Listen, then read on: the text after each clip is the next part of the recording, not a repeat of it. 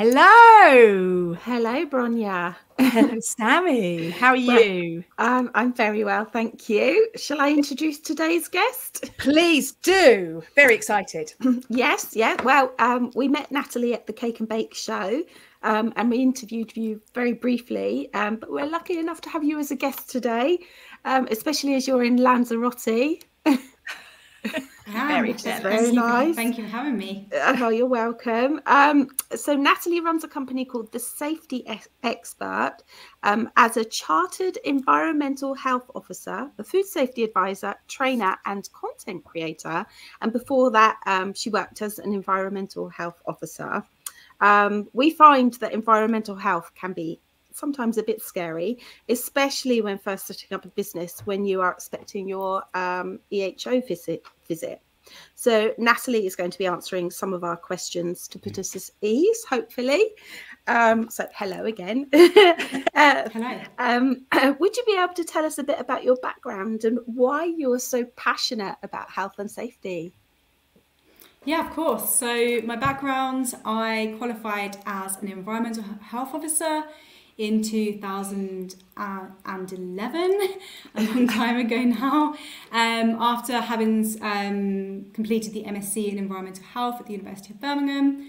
And then I've gone on to work for a whole range of local authorities, so a couple of London boroughs and district councils as well, working as an environmental health officer. So I would be that person going out, doing food hygiene inspections of a whole range of businesses, including home baking businesses, issuing food hygiene ratings. Probably worth mentioning that that's just like sort of part of the role. The role of environmental health officer is so varied. Yeah. Food hygiene inspections are just a part of it. So you were in London boroughs, because they're usually quite busy, aren't they, the London boroughs? Yes, London boroughs are very busy. One of the ones that I worked at was particularly busy. But it was really good fun. I love being busy all the time anyway. There was always something happening. There was quite a lot of closures of food businesses. Wow. Probably at least a couple a month. Wow. I think just not necessarily because standards are lower, but just there's such a huge volume of businesses in a very condensed area.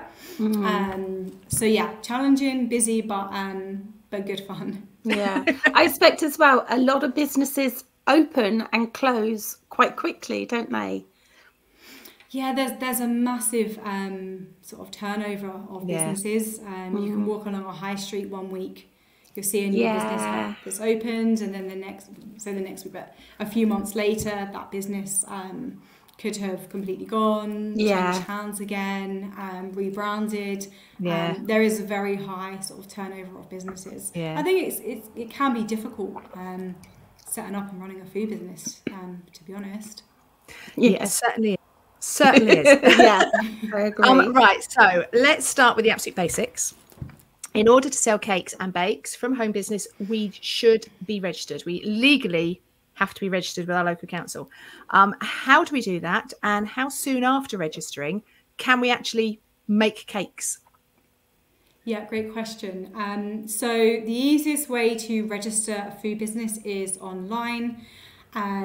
So you can do this on the .gov website. If you just literally type into Google food business registration, probably the first link that will come up is to the .gov website, and you can just put in your business postcode and complete the registration process from there, and then it will go through to your local authority.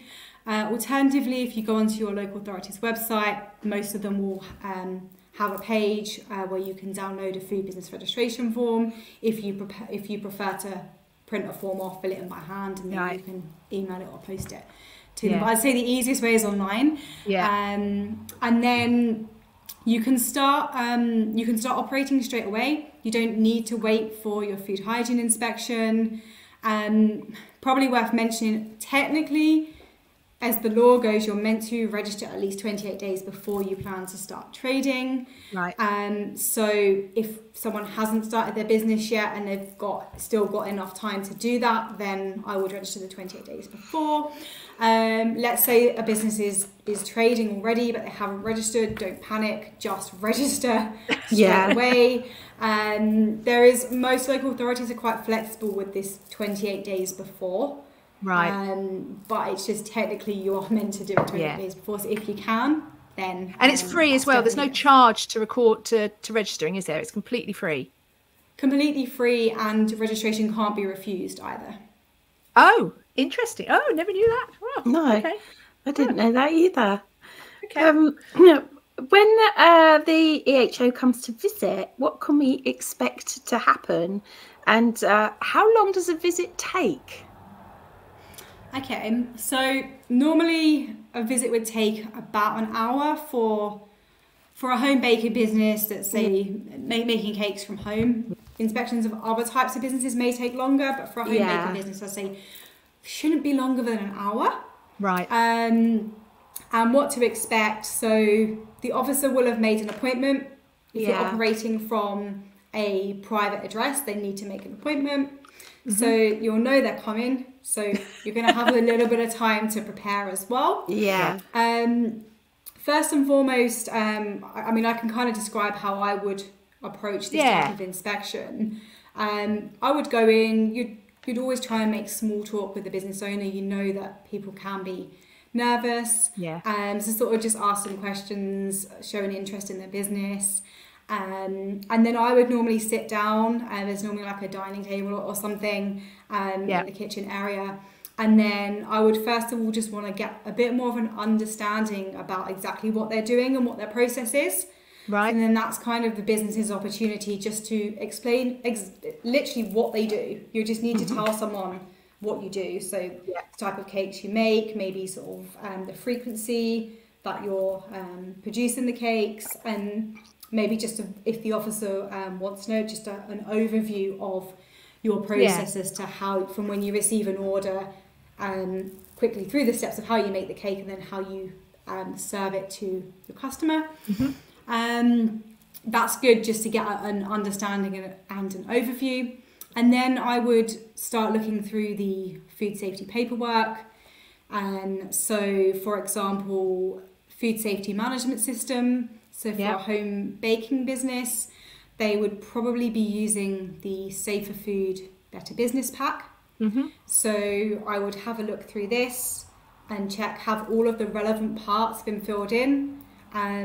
Officers know that not all of this pack is relevant to every type of business, and especially for home baking businesses. So they're not going to expect you to have filled in the parts that aren't relevant. But I would expect the business to have gone through, filled in the relevant bits, and any bits that aren't relevant, just I'd say put a not applicable either in the box or at the top of the page, just to show that you've read it. Right. And then I'm going to also be comparing what it says in this pack to then what the business owner is explaining to me throughout the inspection. So is what they're telling me, does it reflect what it says in this pack? Because the pack is almost your food safety procedures. Are you actually doing what it says in here? And the reason this is going to be more of a description is in a food business where they're operating at the time, you can look at what it says in the pack and you can physically see what the staff are doing in practice. With a home baking business, it's harder, which is why a lot of it's going to come down to the business owner explaining what they do. So once I've looked through the pack, I'll look at the diary at the back. So is that up to date? Is it being completed correctly? I mean, it's fairly straightforward to complete, but if you've ticked to say you've done your opening checks, then you need to have actually done the opening checks, such as checking the fridge temperatures and those things. Some businesses will have like a separate sheet where they record fridge temperatures. So if the business owner does, then we'll have a look at that as well. Allergen information for the products, possibly, depending on how the business owner chooses to provide that information to their customers. They may have like an allergen matrix for their cakes, possibly. You can show that to the officer. Food hygiene training certificate. So the easiest way to demonstrate that you've done food hygiene training is to have a certificate. Yeah. And it would be recommended at least level 2 in food safety for catering. And you have to update that every now and then, don't you? Yeah, it's recommended refresher every 3 years. Yeah. So it's not a legal requirement, but it's a recommendation. Right. Okay. That's interesting. I thought you had to do it, but that's fine. It's good I would rather have practice. it up to date. I would rather have it there up to date, ready to show things someone. change, don't they? Yeah. Exactly. Things do change. Yeah. Only other bits of paperwork that the officer may want to see would be possibly your order book if you have one. May not want to see it, but it's good to have it close by just in case. And then receipts and invoices for your ingredients. Again, they may not want to see them, but if you've got them ready, you've not got to be panicking, rushing around trying to find them or pulling out a carrier bag of receipts and the officer's there and you're under pressure. So just have them sort of neatly organised. That's the paperwork side. Then I'd have a look around the kitchen. So in terms of food hygiene stuff, so fridge, how is the fridge organised? Is there a separate fridge for the business and for the family? Or is it managed in a different way? You can use the same fridge, but you need to be able to explain to the officer how you're keeping things separate, maybe separate shelves, containers, etc. Hand washing facilities, which I think we might talk about in a bit more detail in a bit. Sinks for washing up, dishwasher for washing up. Is there a hot and cold water supply? Hopefully there is in someone's kitchen. General cleaning. And the officer isn't expecting a commercial kitchen. They get it's your home, but it still needs to be clean and a good state of repair. Which I think for most people in their homes, they are in a good state of repair. You'd hope so, wouldn't you? Yeah, exactly. We've talked about fridges. Fridge temperature, the officer may check the temperature of your fridge. Right. Or if you've got a thermometer in the fridge, you can show that to them. Yeah. And they may have a look at that. Cleaning materials. So have you got sanitizer or antibacterial spray to clean your food preparation surfaces? This is something that some officers require and some don't for home baking businesses. So there's a British standard, BS EN 1276 or BS EN 13697 for the sanitizer to comply with. Yeah. For most food businesses, the officer always expects this. But this is where businesses are handling higher risk foods, so raw meats, raw vegetables, things like that. For home baking businesses, some officers don't require you to have one that meets this British standard because you're making cakes, you're not handling raw meat and stuff like that. But from my perspective, I would say just get one that does, because they're not even any more expensive. No, that's right. If you're going to buy cleaning stuff, you might as well buy... Yeah, and I always, like, I have my designated area in my kitchen that I work at, but every now and then I'll come in and one of the boys is making a ham sandwich there, and I'm like, no, that's my zone. So I think, it's better to be safe than sorry. I can imagine 100%. You doing that. Phew, like, get out of my kitchen. It's great that you've got like a dedicated area as well. It's a good way of managing things. Yeah. So when you talk about paperwork, because I mean, there's the Safer Food, Better Business pack. I know there are other packs that other cake makers have put together and they sell online and things like that, because not everything is applicable. But another thing that I often see people asking about is, you're talking about receipts. Now, I know some people, they do whole lists of when they've had something in, the batch number, all the rest of it. Now, many years ago, when I had a place, we looked at supplying, I think it was Waitrose. It was their farm shop. And they wanted me to go through the salsa system, which was a lot of, traceability, putting things in a separate area, making sure everything was... But for home business, do we need to be doing that? Do we need to actually be recording everything that comes through the door and putting it down on a piece of paper somewhere? So in my experience of what most EHOs would be looking for a home baking business, they're not going to expect you to have that level of detail. Now, if you want to, and you've got a system in place that works, there's no reason not to use it. But in my experience, the EHO isn't going to be requiring you to go into that level of detail. As long as you've got some basic traceability, for example, if Tesco's recalled something that you bought, and you know if you've got the receipts and so on, you've got some way of roughly tracing it back, that is generally going to be acceptable. Right. Because I mean, sorry, Sammy, go on. That's actually for me personally, that's quite easy to do, because I do my accounts monthly and I file them in their folders, because you have to keep them for so long, I don't know how many years. So if, like, say if you came in, I could go, you wanted February, I'd just go to February and pull them all out, and all my receipts would be in there. And plus as well, I record them onto Bake Diary.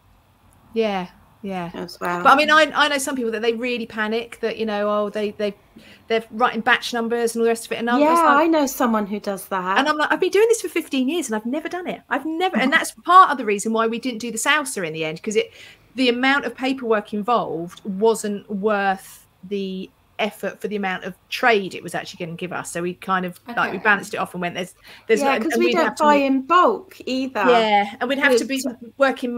We was going to have to put modifications into the bakery to have separate storage, and I'm like, you know what, this isn't worth it.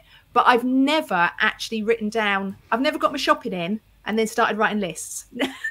I've just put the receipts away. So it's good to know that I'm not completely wrong. I think if a business is wanting to, if let's say they're aspiring to start supplying supermarkets or something like that, then maybe it's a good practice to get into. But the supermarkets, and for these SALSA accreditations, they require a much higher standard than the law requires anyway.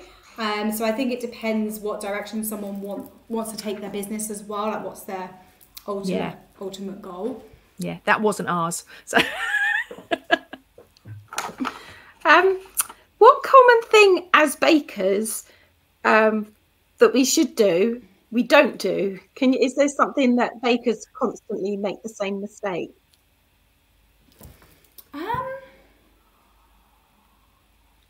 I'm trying to think. Oh, that's good. If you've got to think of an answer, we're obviously doing it right. That's not so bad. In my experience, like home bakers are so diligent. I think a lot of people get very nervous about the inspection, so they're actually very prepared. Right. From the EHO's perspective, and they really care and they're very diligent about everything. So I don't think I've ever gone to inspect a home baker where they didn't have everything that was needed. I mean, there's been a couple of situations where the business has not realised that they needed a food safety management system. Right. So that probably is maybe the biggest mistake area, is a home baking business not realising that they need something such as Safer Food, Better Business. Right. And that can be quite detrimental to the inspection, because if you don't have a documented food safety management system in place, you're going to struggle to get more than a 1 out of 5 for the food hygiene rating. Yeah. So is that tend to be the thing that does knock people's rating down, is the paperwork or lack of paperwork? It's the lack of paper. I think across the board for any type of business, I would say in my experience, that is the main reason. Right. For a low rating. Quite often businesses don't realise that they need the paperwork, or how heavily the scheme is weighted on the paperwork. Because it shows that you've been adhering to the safety standards, I guess. So you need that to make sure that we're doing it. I've got a sheet that isn't from the Better Business Pack and it has a list of like my opening, and it's designed for me. That's okay, isn't it? Yeah, that's absolutely fine. So this is, I suppose, equivalent to like the diary part of SFBB with your opening and closing checks. So if you've got something that works better for you, that's fine. As long as you're checking the key things: is your fridge operating at a safe temperature? Have you got hot water each day? Have you got hand soap? Facilities for drying hands. All of those key things you'd need to check. Whatever format it's in, it doesn't matter as long as you're doing the checks. You've got those things in place. Yeah, I have, for sure. So you talked about earlier about the level 2 in catering food safety, which is actually relatively easy to do. I mean, it doesn't take hours. You don't have to study for years or anything like that. It's relatively easy. And it's not actually that expensive either, because anyway, is there anything else that you recommend we do? So I know there are things like allergen and training. So is there any other certificates that you would recommend we had under our belts? Yeah, so besides the level 2 food safety, allergen training would be useful.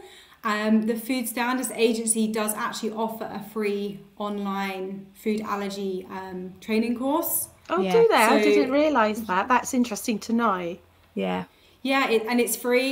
It's a fairly basic course, but it sort of covers the key things that someone running a food business might need to know.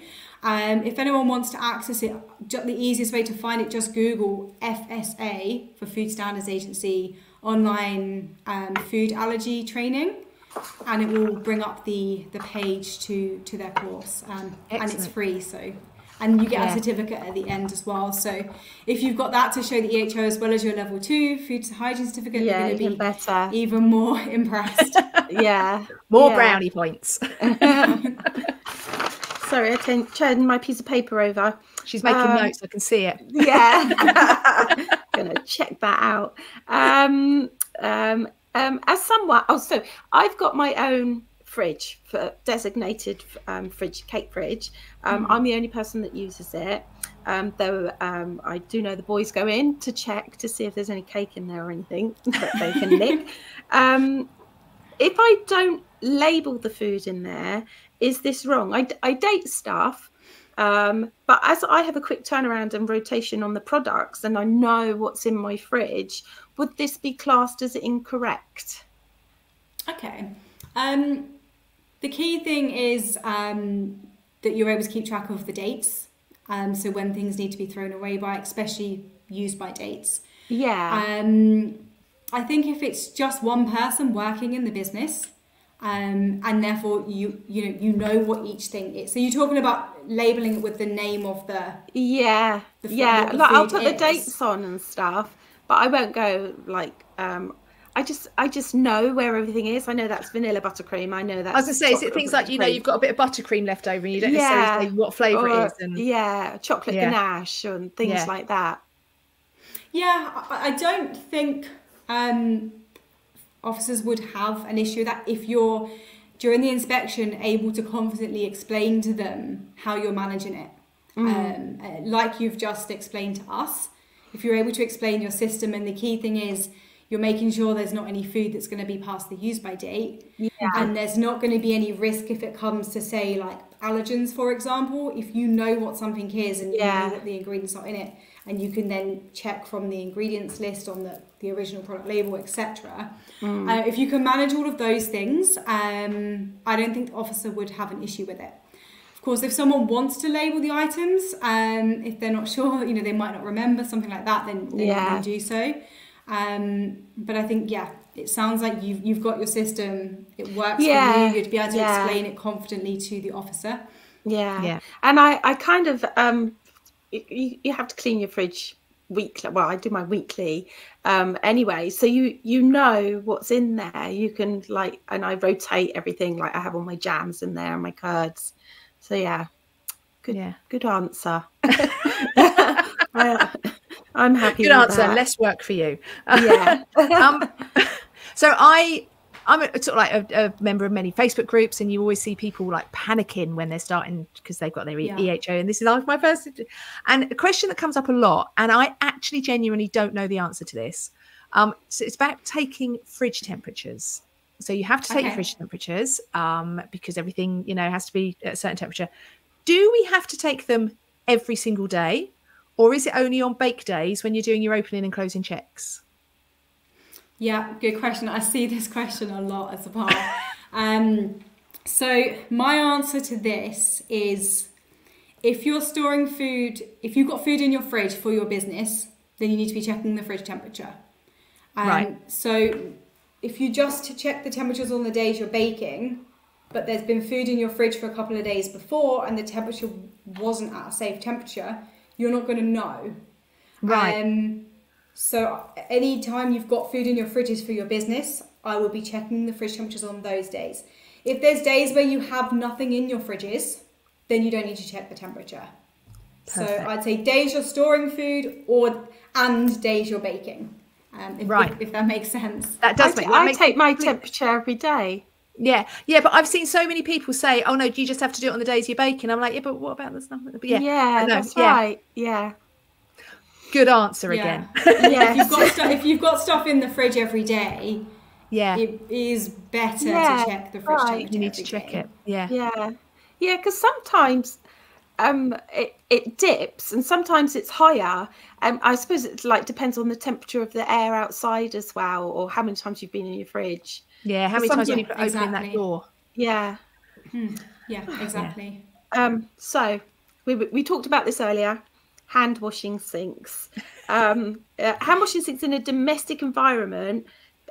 People don't really have them in the kitchen.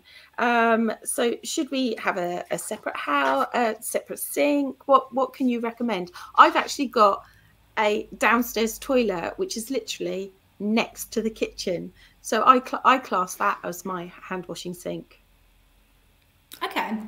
So there's different options, because as you said, in a domestic food business, most people in their home kitchen don't have a designated wash hand basin. Yeah. That is what the law requires. So in a commercial food business, there is no excuse. There has to be a separate sink for washing hands, and only for washing hands. Yeah. No equipment, anything to be stored in there. As I said, there is a little bit of flexibility with domestic food businesses. But this is still a slightly challenging area in terms of, unfortunately, different officers and different councils, there's a bit of discrepancy as to what some will accept. So I've been asked this question quite a few times, and what I tend to do is I give a few different options that a business could use, and then I always caveat it with, you need to just double check with your EHO as to what they're going to accept, because so let me share a few options. So if you've got a double sink or a 1.5 sink, that's fairly easy, because you could just designate the half or the 0.5 bit for hand washing. Okay. I didn't realise that. So if you've got one with that little bit in the middle, can be your hand washing. Oh, okay. That's good. Yeah, set it up with some liquid antibacterial hand soap. Yeah. Paper towels, Blue Roll, whatever you're using. That could be what you're using to wash your hands when you're preparing food for your business. Yeah. That's one option. Or double sink, again, fairly easy, half and half. Alternatively, if you've got, say, a utility room next to your kitchen, which I do at home. I don't bake cakes, but I've filmed some videos at home to use this as an example. Yeah. Utility room's right next to the kitchen, and there's a sink in there. So one could be used for hand washing, one can be used for washing equipment. Right. Other options, so we'll touch on the downstairs toilet. Now, I know some officers who accept this, and I know some that don't.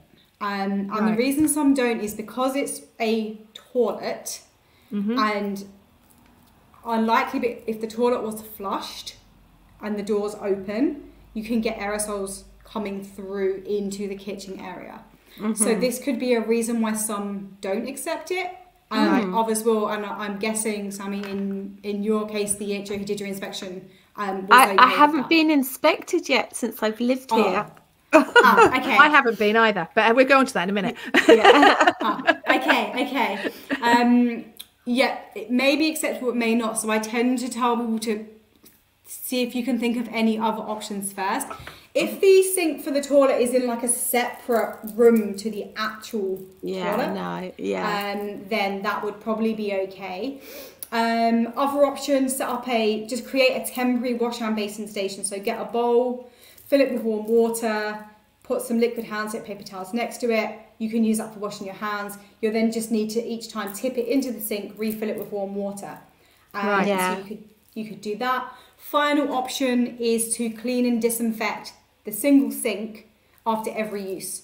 So wash your hands, spray it with your antibacterial spray, clean and disinfect it, then it's ready for washing equipment, and so on throughout. Could be a bit of hassle, but it is another option that would probably be acceptable to the officer. So I think people just need to have a think about each of these different options. See if there's one that might work for them. So actually talking about the inspection, what we didn't ask with the inspection is how soon and how often can you expect an inspection. Now I'm going to say I've been in this borough for 4.5 years and I haven't seen anyone. Okay. When I opened my shop, so I was in Hampshire, we were in Test Valley, and the guy was great. I loved him. He was such a nice guy. He was so nice. He became a friend, you know, and he popped around before we opened and we went round some things and he said, well, you could be doing that. And we didn't even have any furniture in the place. And then he came round a couple of months later when we were open, and then literally 3 years on the dot, he knocked on that door and there he was. Actually, I think we opened one morning. And Sammy opened the door and went, oh, we've been expecting you. And in he came. And then I went back to working from home and he came to visit and he was such a nice guy. And so I saw him in the space of 5 years. I think I met him 5 or 6 times. Okay. I've been here 4.5 years, not seen anyone. Now, I came here and registered about 6 months before COVID. So that happened. I have a regular phone call or email. Every year I have a phone call or email. Are you still operating? And I'm like, yeah, waiting for you. Haven't turned up yet. So, but I mean, I'm in the same boat because I've lived here since 2020. Again, moved in lockdown. I've been in contact, and I've been contacted by them saying, "Are you still operating?" Really? But they've not been to see me. And I've just been to a cake meeting with my cake friends today, and we were all talking about that, and none of them also have had their inspection recently. I mean, is it that there is a backlog? I mean, to me, I'm not bothered. I know that I've been doing this a long time. And if they walk in the door tomorrow, I know I'll be fine and I can get through it. But I know some new businesses, they really panic and they're like, I want my 5 stars. I want my 5-star rating. How soon should we be expecting? And is 4.5 years excessive? I shouldn't laugh.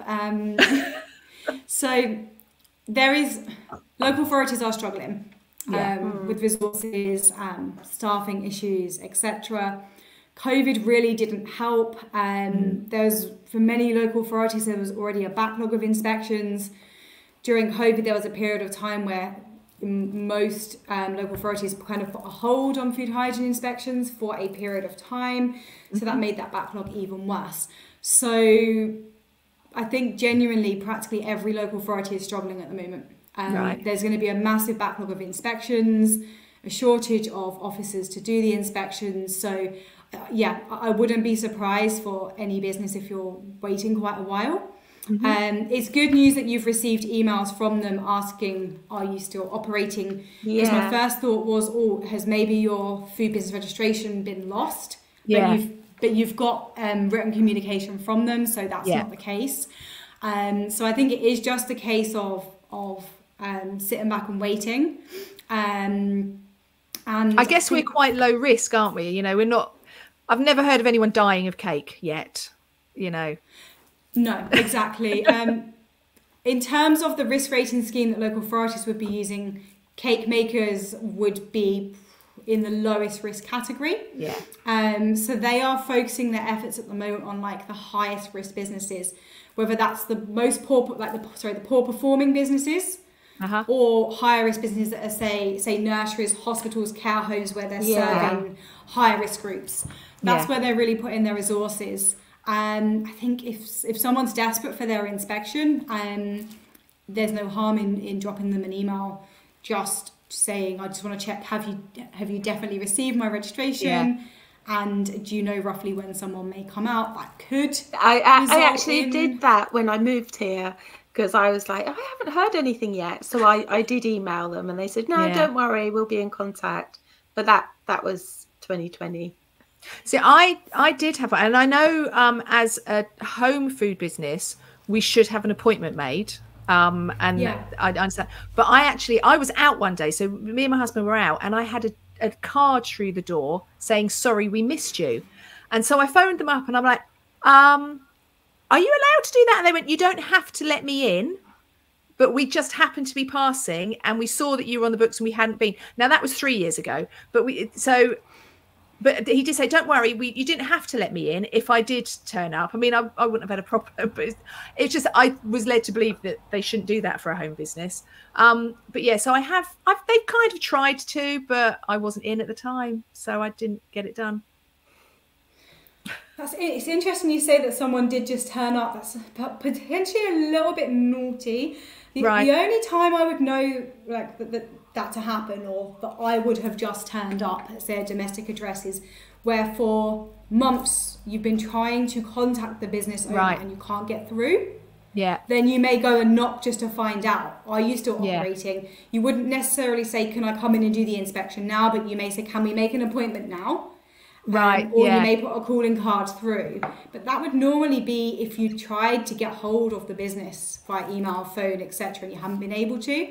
But yeah, I mean, I wasn't phased. I mean, I've been in this business a long time, so I wasn't phased. I think it probably would have freaked out a new business owner a little bit more than me, because I wasn't phased. And they did say, you didn't have to let us in. It was just we were in the area. But I was surprised. It was a bit of like, oh, it was like this little card. "Sorry, we've missed you." I was like, "Oh, really? Okay." Yeah, that is quite surprising. Although I suppose for a new business, it could at least be a good way of getting it over and done with. Yeah. And then without having the worry of the night before and maybe not sleeping because you're worried about it, it's just kind of just get it over and done with. Maybe. Some people might prefer that. Right. Okay. So one last thing. We would like to talk about pets. Again, this is something we see. So I see so many in groups. Can we have dogs? Can we have cats? Are pets allowed? Yes, pets are allowed. I get asked this question a lot, and people are always really relieved when they realise yes. So all that would be expected is when you're preparing food or cakes for your business, just make sure the pets are out of the kitchen, and then just clean and disinfect any food preparation surfaces and equipment that you're going to be using for your business before you start preparing the food for your business. And that is across all councils, is it? That's not like some like it, some don't. That is a general yes, they are allowed. In my experience, yes. I don't know any officer that would say to someone you have to get rid of your cat or your dog. But we have to be very clear, like they can't be seeing pets in the kitchen during the inspection either. So you'd need to be very clear to the officer, this is how I work, this is what I do, this is where the pet goes, this is my procedure for cleaning and disinfecting before I start. But of course, if you're saying this and then the cat wanders in and walks across the work surface, that's not going to be too believable. So just make sure, it's very clear what you're doing, and during the inspection, pets are out of the kitchen. I've got another question for you. Sorry, we've started now. That's okay. What if it's open plan? So like you've got your lounge and your kitchen. Because my house is it's not completely open plan, but it's quite open plan. I've got my own little cake studio, which is where I am now, in the garage. But previously mine was quite open plan. But they kind of came to a line and stopped. They knew where their line was. But I know what you mean. If you can't block them off, what do you do? Yeah, I'm really lucky. I've got little dogs. There's one on the back. You can probably see one on the shoulder. So there is no way that they're coming near any of the surfaces that I'm working on. But like if you have a bigger dog or something like that, and it's open plan, it's a bit more difficult, isn't it? Yeah. So it's going to be a case by case, because it's going to depend on what the officer actually sees in someone's house. But I would say for open plan, like, if there's just another room in the house where you can put the cat or the dog and shut the door whilst you're making food for your business, I think that's probably what you're going to need to do. This is just me speaking generally without seeing a specific That's as well, you setup. can tell, can't you, if when you go into a home, whether the animals are crawling all over the surfaces, that sort of thing. You can just tell. Yeah. you do get some sort of impression, don't you? I think it's easy to be able to say to the officer, like, even if it's open plan, like, we put the cat or the dog, but we shop them in this area. Yeah. So, and you so can also have a completely spare separate. gate, can't you, between the main entrance of that room, so they're on the other side of that. That could be an option as well. I think just as long as there's a clear separation. It's gonna it's difficult without seeing like a specific setup. Like, let's say the stairgate was very close to the kitchen. Most officers though, like, they're gonna be happy to work with a business as well. So if there's something you're doing that's not quite right, they're gonna be able to give you advice as well. And not everything will affect the food hygiene rating. If you haven't got the paperwork, it's definitely going to have an impact. But some smaller things won't necessarily affect the rating. There'll be things that they can just give you advice on. Right. As well. Yeah, and so, I mean, I know when we were opening the shop and the REHO in Test Valley, and he came, so the shop was empty. It had no kitchen equipment in. I think it had the sink, and that was it. It had no furniture upstairs. We were still building the counter. And he was great. He came in and he was like, gave us all this advice before. And it was like, let's do this before you start the business, before you start the build. Let's do all this advice now. And that was so helpful. And I know people get really scared about EHOs, but I had such a good experience with him. It kind of puts your mind at rest that they actually do want to help. I'd love to have an EHO like you, Natalie, come along. So many people say that. I think though, just to touch on the point about you say you had an advice visit beforehand. Yeah.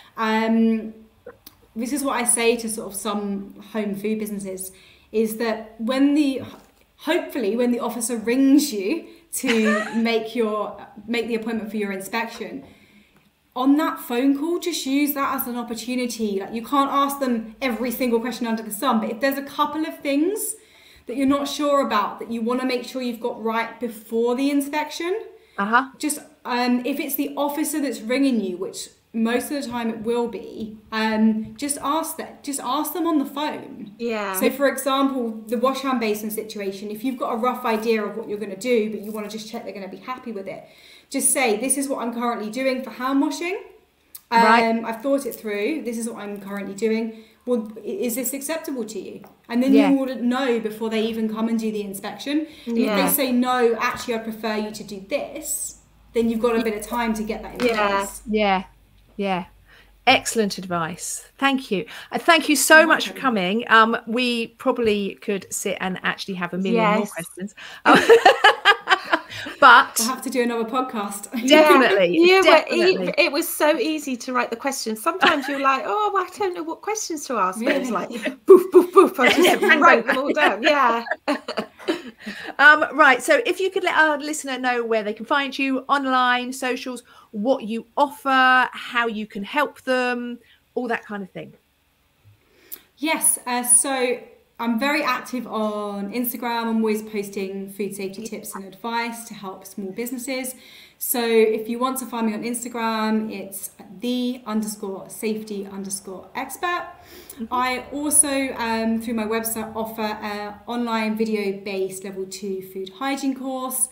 Consists of pre-recorded videos taught by me, so you can learn in your own time, and at the end you achieve your level 2 food hygiene certificate. Perfect. So that's offered through my website. The website is www.thesafetyexpert.co.uk.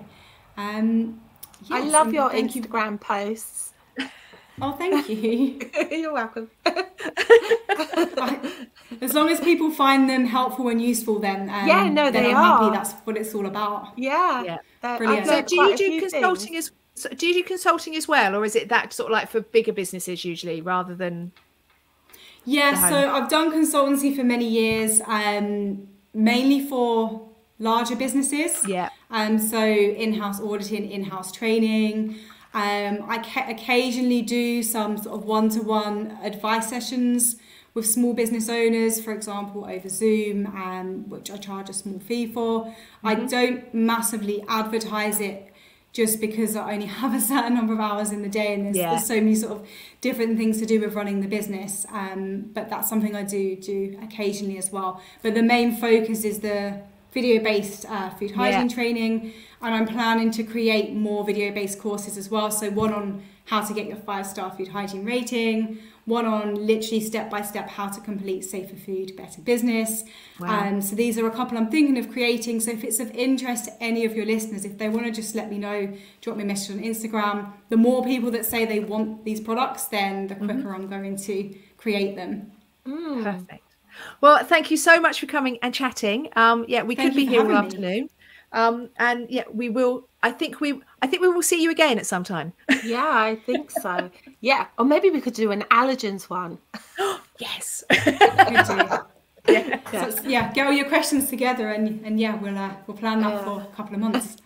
Perfect. Well, thank you so much, Natalie. And enjoy the rest of your time in the warmth. I will do. And thank you so much. Thank you so much for having me. Take care. Bye. Bye. Oh, I didn't get enough time. So I really enjoyed that. Natalie Stanton from The Safety Expert was a good guest. Yeah, I think she's going to be a guest again. She was so good. And you know how sometimes you get guests on and it's just lovely to sit and chat to them. I just wanted to probe. I just wanted to ask more questions. That's a good thing to answer. Just wanted to temperature probe. Oh no, that sounds wrong. No, I take that. Just edit that out. Yeah, I mean, some people you're happy to just sit and chat and natter away. Yeah. But with her, I just like and about what about this, and then what about that? I kept thinking about other questions as well. That can't keep asking questions. But no, she was, and I'm very jealous that she's in. Where is she? Lanzarote, I think she said. I know she said it wasn't hot, but it can't be as miserable as here. Yeah. Bone cold here. Yeah, just talking about that, bone cold. So hopefully we will get Natalie back at some point, but I do hope that this one has been useful for people. Yeah. I think an allergies one would be good as well, because there's some grey areas, even though I know my allergies and I've got them up on the wall. Every now and then I think, oh, raisins, have they got that enzyme on them and things like that? You are about some sulfates. Bless you. Isn't that one of the allergens? I think so. Sulfates. That's an affliction you have. Yeah. It's like we've got someone coming at work. I think Thursday. We're doing a big thing at work, and someone said they have a nut allergy. And of course, I went into like, oh my god, if she's got a nut allergy, she can't eat anything here, and all this. So then I've spoken to them, and they're like, oh no, I just can't eat it, but I can be in the same room as it, or I can. Yeah. It's like, then I think the whole nut allergy it terrifies me really. Yeah. If someone says they have a nut allergy, I'm like, no, I'm just not dealing with you. Yeah. Because I don't do severe nut allergies. I say there are nuts in my kitchen. Yeah. As well as nuts. Boom, boom. But the other day I had I did a cake for a friend, and halfway through baking it, they said there's somebody with a severe nut allergy. And I'm like, oh my God. So the lengths I went to make sure it was all right, but it turns out it was a baby who wouldn't be eating the cake anyway.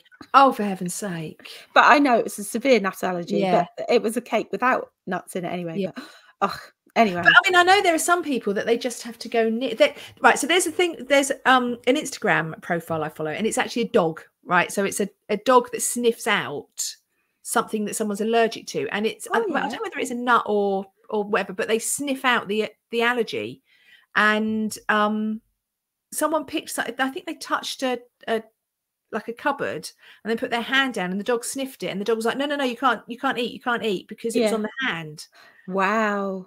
Yeah, and to have a dog, it's like a sniffer dog because your allergy's so bad. Yeah.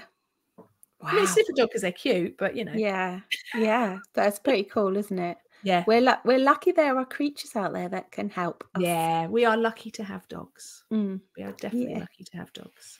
But no, Natalie was fantastic. definitely. I mean, I've asked questions that I was like, I don't know. So I'm really pleased. And I'm pleased to know that whilst 4.5 years is quite a long time, It's not all the end right. of the world. Yeah. And if you have any questions, maybe for a future podcast about allergens, let us know, because it would be nice to have our listeners' point of view. Yeah, sort of like put some of their questions to, their queries. Definitely, because it's so diverse. Yeah, we haven't done a Q&A for a while as well, actually. We haven't done a Q&A. Maybe we should. Maybe we should. If anyone's got questions, ask us. We'll do a Q&A. Hey, let's just plan the podcast on the spot, on the podcast. Right, okay. Are we ready? We are. Do you know sometimes you sing songs in the car? The other day I started singing Product of the Week in the car. I was like, what? That's so funny. Anyway. It's like an earworm. It gets in your head. It gets in your head. Anyway, time for Product of the Week. Product of the Week. It's time for Product of the Week. Can I go first? Right. Can I go first? You go first. Go on then. Okay, I'm just going to move this because I have to go into my screen. That was Sammy's microphone she's moving. So if you can't hear her now, it's because she's put it on the floor. Yeah, I'll come closer. Right. Okay, so it's not a product of the week per se, but it is kind of. So I'm a member of Susan Esper Cake School on Facebook, and she did a live video on Sunday, which I missed, and I was quite sad about it. So I sat down last night and watched it, and it was just so nice to watch. She's so lovely, and they've got a new product. She's got a really soothing voice, isn't she? Oh my god, yeah, and she's just so organized. I know she would, if she listens to this, and she'd go, oh, no, I'm not. But yeah, she's just calm, and she knows what she's doing. So they've got a new product, a Lily abstract stencil, and she was demoing this product, and I learnt so much about how to lay. So she panelled a square cake. Right. And she did the stencil in royal icing and showed you how to put the royal icing on and how to attach the paneling. And then she did that in black with white royal icing. So did she do the stencil and then put the panel on the cake? Yeah. Oh. But she's going to do another video later on to demo doing it on the cake as well. Right. And then she did the paneling method on a round cake, and she lay the sugar paste out. She dusted it so it had like a peach shimmer on it, and then she did the royal icing on it. She gave you lots of tips. She did the stenciling and then applied it to the cake. Not only was the tutorial absolutely brilliant, the product as well is stunning. So I haven't got the product yet. I think I will be purchasing it, but I can highly recommend Suzanne Esper Cake School. I'm pretty sure it's I'm not sure if it's a Facebook group I'm a part of, but if you click on her page, you'll find it. And the live is there, because I've just gone into her page and clicked on it. Yeah, I've often looked at like stenciling, people that stencil and then put it on the cake. So I'm always like, I would smudge it, I would get it everywhere, but maybe I need to go and watch this video, because she shows you how to do it, and she actually lets it dry, because you'd think, oh, it's all going to crack off. But, see, that's what because I used to watch the Evil Cake Genius doing it all the time. I'm like, well, how is it so flexible? Okay, I need to go and watch. So Suzanne Esper Cake School. Yeah. Right. And she did a live on Sunday. There are other lives on there as well, because I've watched her before. Yeah. Well, this would be a Sunday weeks, because by the time this goes out, it might be a couple of weeks time. Oh yeah. She was doing a giveaway as well, which is why I wanted to watch it on Sunday, because you know me, I love a competition. But I forgot about it. I started tidying my bedroom, and that was that. Oh, and I do like Suzanne Espet, so I'm going to go and watch that. Yeah. That's definitely one. We'd love to have her on as a guest, but I think we will in the future, won't we? Yes, we have spoken to her. We spoke to her at Cake International, so fingers crossed. No, I've emailed her a few times as well. Oh, okay, so, yeah. okay. Yeah. Best mates. Busy though. Yeah, we are busy mates. Yeah. Right, okay, mine. Now I've done this. I know I've done this before, and I think you have done it before as well.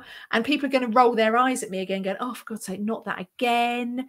But this is very specific, so I'm going to go again with Canva.